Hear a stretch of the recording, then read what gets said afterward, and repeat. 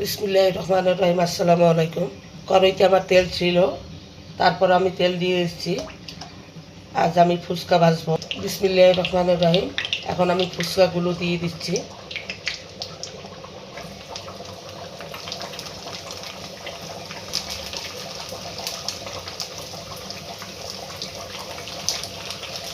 ফুচকাগুলো ভাজা কীরকম হচ্ছে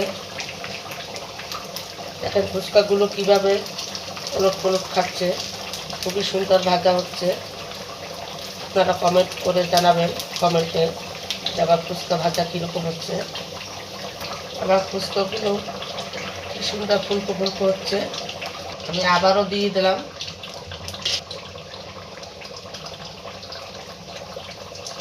ফুচকাগুলো কীভাবে ফুলকো ফুলকো হয়ে যাচ্ছে।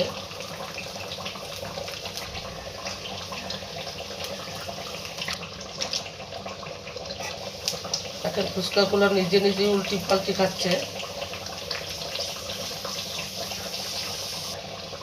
এখন কতটা সুন্দর হয়েছে ফুচকাগুলো। আমি আবারও দিয়ে দিচ্ছি।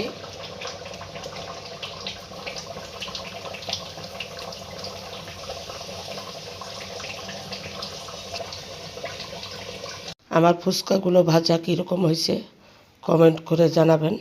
আজ এখানে অনেক ফুচকার আয়োজন হয়েছে। ফুচকাগুলো আমি নিজেই ভাজছি।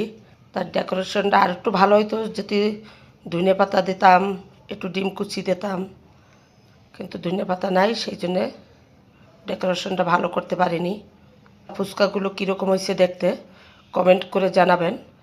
লাইক করবেন, কমেন্ট করবেন, শেয়ার করবেন। আজ এই পর্যন্ত। আল্লাহ হাফেজ।